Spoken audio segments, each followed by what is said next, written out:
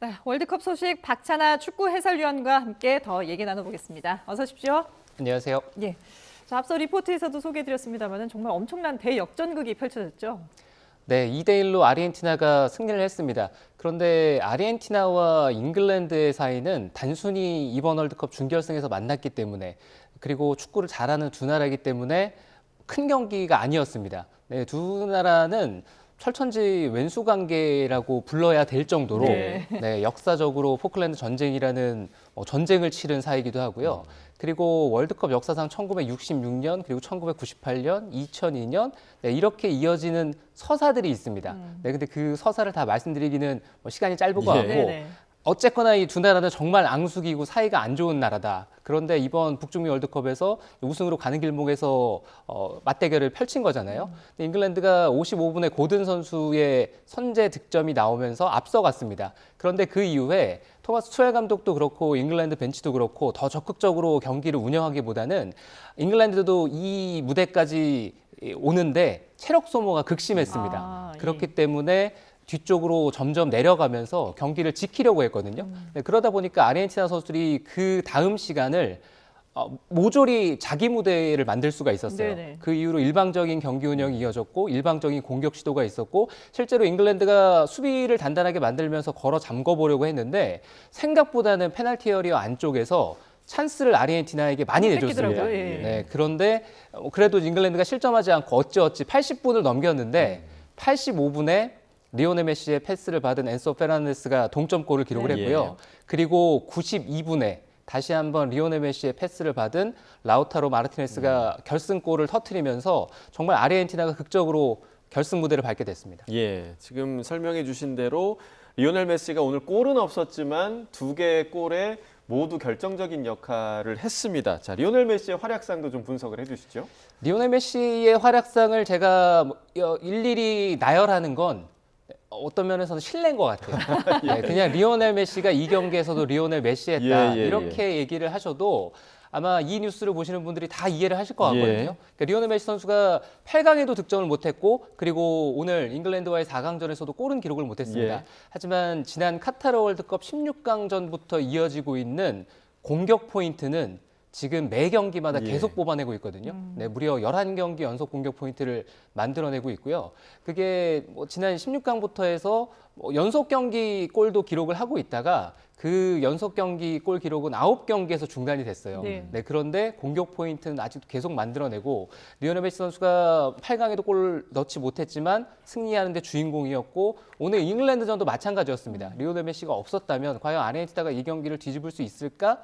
네, 이거는 의문이 아니라 그냥 안 됐을 거라고 얘기해도 과언이 아닐 것 같거든요. 네, 그 정도로 중요한 순간에 리오넬 메시 선수가 빛났다는 거를 말씀드리고 싶고요. 한 가지 재밌었던 것은 결승골을 라우타로 마르티네스가 터뜨렸잖아요.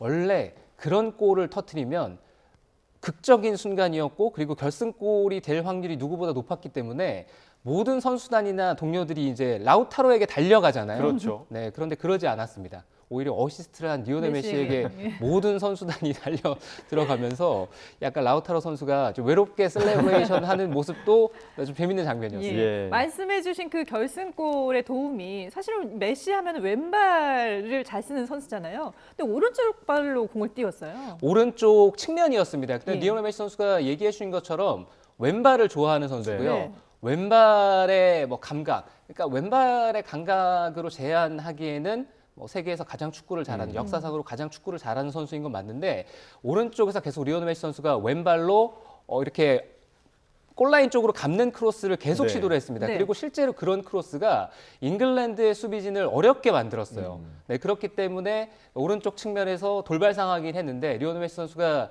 1대1을 시도했을 때 잉글랜드 수비진은 당연히 왼발을 막았어야 됐겠죠. 네, 한 곳을 선택을 했어야 되니까. 근데 심지어 협력 수비가 붙었거든요. 협력 수비가 붙어야지만 리오넬 메시 선수의 왼발을 잡을 수 있다고 판단을 한 거는 뭐라고 할 수가 없습니다. 하지만 그 순간 리오넬 메시의 선택은 왼발로 감는 크로스를 선택한 게 아니라 반대편으로 가면서 오른발로 넘겼거든요. 근데 그 오른발 크로스가 정말 기가 막히게 날아갔어요.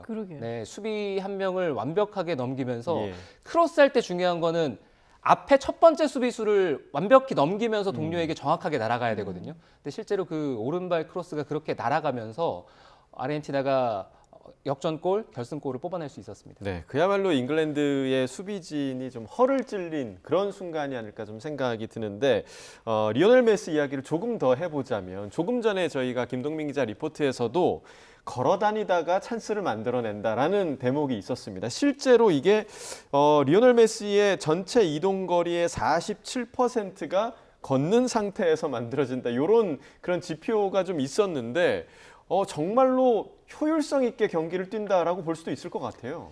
리오넬 메시 선수는 전성기 때도 많이 걸어다니는 선수였습니다. 네, 그렇기 때문에 리오넬 메시가 이제 39살이 됐거든요. 그래서 그라운드에서 이렇게 90분 내내 뛰어다니지 못하는 상태가 전혀 이상하지는 않습니다. 네, 그런데 전성기 때와 지금의 차이가 있다면 이게 농담이 한 80% 이상 섞인 얘기라고 네. 좀 이해를 해주시면 좋을 것 같은데 전성기 때는 그렇게 어슬렁거리다가 공 잡으면 수비수 한 3-4명을 제쳤어요. 네, 그런데 이제는 리오넬 메시 선수가 많이 이게 인간미가 생겼습니다. 예. 네, 그래서 그렇게 어슬렁거리다가 공 잡으면 한 명 정도는 그래도 아직 제치더라고요. 예. 네, 한 명은 여전히 제칠 수 있는 그런 능력을 보여주고 잉글랜드 대표팀 역시도 리오넬 메시를 막기 위해서 얼마나 많이 연구하고 또 시스템을 구축하고 그리고 대인 방어라든가 이런 준비를 했겠어요. 예. 네, 하지만 리오넬 메시 선수가 그걸 모두 다 이겨냈고 그리고 그렇게 그라운드에서 서 있는 동안에 리오넬 메시 선수를 지도했던 많은 감독들이 항상 얘기하는 게 그냥 서 있는 게 아니라 경기를 어떻게 할지 계속 생각하고 있다 이런 얘기를 많이 했거든요. 네네. 근데 실제로 오늘 새벽 경기도 리오넬 메시 선수가 전반전에는 중앙 쪽에 좀 치우치려고 하는 그런 아르헨티나의 전술적 선택도 있었고 리오넬 메시가 중앙에 와서 포지셔닝을 하고 있다가 후반에는 완전히 오른쪽 사이드로 네. 위치를 바꿨거든요. 네. 그리고 아르헨티나가 계속해서 교체 투입을 하면서 강화시키려고 했던 것도 오른쪽 사이드였습니다. 네, 그런 것들이 모두 다 잘 맞아 떨어졌기 때문에 리오넬 메시 선수는 걷고 있어도 걷는 게 아니다. 그리고 일반적으로 축구에서 한 명이 그렇게 서 있고 걷고 있으면 원래 상대 팀들이 신경을 안 써야 되거든요. 네. 네, 그리고 사실 그래야 맞는 거기도 하고. 네, 그런데 그럴 때마다 경기를 바꾸거나 활약을 해주기 때문에 상대팀이 불안하겠네요. 상대팀은 그래서 정말 곤란한 거죠. 예. 예. 자, 이렇게 아르헨티나와 스페인의 결승전이 결국 성사가 됐습니다. 이렇게 되면서 메시는 오래전 특별한 인연이 있는 선수와 맞대결을 펼치게 됐는데 무슨 인연인지 화면 함께 보시겠습니다.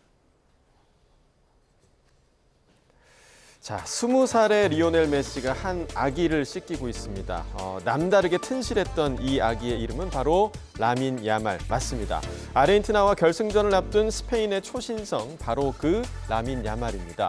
자, 19년 전에 이 사진을 찍었던 사진 기자 당시 상황을 이렇게 회상했습니다. Tenía 18 o 20 años, salía del vestuario y de repente se encuentra en otro vestuario con una bañera de plástico llena de agua y un bebé dentro. Y fue complicado, no sabía ni por dónde cogerlo al principio. 당시 바르셀로나의 유망주였던 메시는 스페인 지역신문과 유니세프가 공동 주최한 자선 달력 촬영 행사에 참여했는데 이 행사에 당첨된 게 바로 라민 야말의 가족이었던 겁니다. 야말은 바르셀로나 유소년 팀을 거쳐서 메시의 후계자라고 불리면서 결국 지난해 등번호 10번의 새 주인이 됐는데요. 황제의 대관식이냐 아니면 새 시대의 개막이냐 영화 같은 두 사람의 인연은 결국 월드컵 결승 무대까지 이어지게 됐습니다. 자, 메시와 라민 야말의 대결이 결국은 성사됐는데 아무래도 이 스페인 팀에서도 주목되는 선수 라민 야말 또 여러 선수들이 또 있겠죠? 스페인 대표팀은 모든 선수들이 제 역할을 해내면서 결승 무대까지 올라왔습니다. 예. 정말 조직적으로 뛰어난 팀이고요. 그리고 압박의 강도도 좋고 스페인 대표팀도 물론 이제 아르헨티나 대표팀도 그렇습니다만 감독이 장기간 동안 팀을 지휘하면서 연속성을 가지고 있는 팀이거든요. 예. 네, 그렇기 때문에 모든 선수들이 주목받아도 괜찮지만 그 중에서도 당연히 스페인 대표팀의 에이스 같은 역할을 하고 있는 건 라민 야말입니다. 예. 네, 물론 이제 로드리 선수가 그 얘기를 들으면은 좀 화를 낼 수도 있겠지만 섭섭하겠네요. 네, 로드리 선수는 정말 스페인 대표팀의 컨트롤 타워고 예. 라민 야말 선수는 그 스페인 대표팀의 어떤 시스템을 마무리 지어주는 네, 그런 이제 공격적인 방점을 찍어주는 임무를 맡고 있습니다. 예. 그러니까 두 선수가 주로 뛰게 되는 위치도 좀 오른쪽 윙포워드 그리고 좋아하는 발도 왼발 네, 이런 공통점들을 가지고 있거든요. 그래서 스페인 대표팀도 이번 대회에 임하기 전까지도 당연히 우승 후보였는데 라민 야말 선수가 대회 전에 부상이 있었어요. 그래서 과연 라민 야말 선수가 정상적인 컨디션으로 이번 대회를 치를 수 있느냐가 관건이었고요.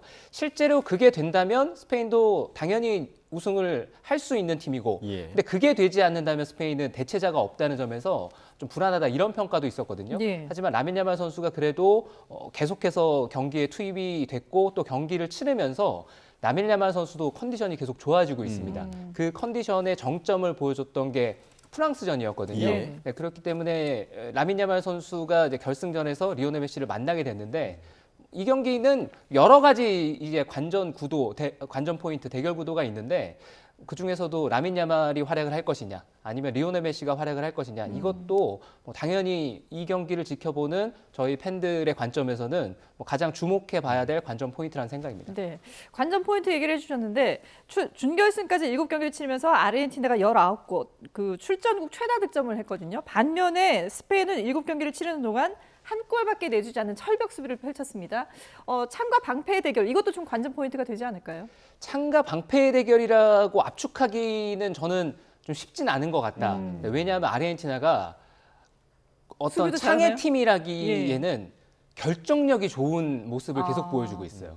네, 그리고 어쨌거나 경기를 뒤지고 있을 때나 최대한 공격지향적으로 경기 운영을 하면서 어떻게든 이 경기를 뒤집으려고 하는 네, 그런 어떤 폭발력을 보여주는 반면에 스페인은 정말 90분 동안의 경기를 컨트롤하려고 하거든요. 네. 그렇다고 해서 스페인이 방패다라고 하기에는 내려서 수비하고 이런 거는 스페인 대표팀이 좋아하지 않고요. 공을 계속 가지고 있으려고 합니다. 예. 네, 가지고 있고 패스를 하고 그리고 앞으로 가려고 하고 공격 시도를 하고 그렇기 때문에 단순히 창과 방패의 어떤 대결로 압축하기에는 스페인은 정말 90분 동안 경기를 통제하려 하는 그러니까 자신들의 어떤 주도하에 경기를 하려고 하는 팀이고요. 예. 아르헨티나는 뒤지고 있을 때나 이기고 있을 때나 이제 폭발력을 보여주면서 상대를 어떻게든 제압하려고 하는 기회를 그런 순간 굶주린 노리는- 맹수 같은 느낌이라고 해야 될까? 네. 네, 이런 표현이 좀 어울릴 수도 있는데 어쨌거나 아르헨티나 같은 경우에는 처음으로 이제 월드컵 2연패. 그러니까 아르헨티나는 단 한 번도 월드컵에서 연속 우승을 하지 못했거든요. 네네. 그리고 월드컵 연속 우승이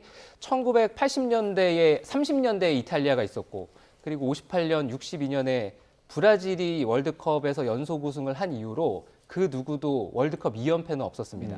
네, 근데 아르헨티나가 디펜딩 챔피언이기 때문에 64년 만이죠. 네, 64년 만에 그 대업을 이룰 수 있을지도 이 결승에서 지켜봐야 될 관전 포인트가 되겠죠. 자, 네. 지켜봐야 된다고 해주셨는데 개인적으로 어떻게 예상하십니까? 개인적으로는 객관적인 전력은 스페인이 앞섭니다. 어. 네, 그리고 스페인은 모든 포지션에 있는 선수들이 자기 역할을 해내면서 정말 뛰어난 조직력을 보여주거든요. 네. 네, 그런데 제가 이번 월드컵 우승부터 시작해서 정말 찍는 족족 다 빗나가고 있어서 예. 이 빗나가고 있어서 네. 이 결승이 어떻게 되냐고 물어보시는 네, 거잖아요. 네. 그렇죠. 네, 어떻게 얘기하기가 좀 어렵습니다. 예. 지켜보겠습니다. 결과는 20일 새벽에 확인하도록 하겠습니다. 지금까지 박찬아 축구 해설위원과 함께했습니다. 잘 들었습니다.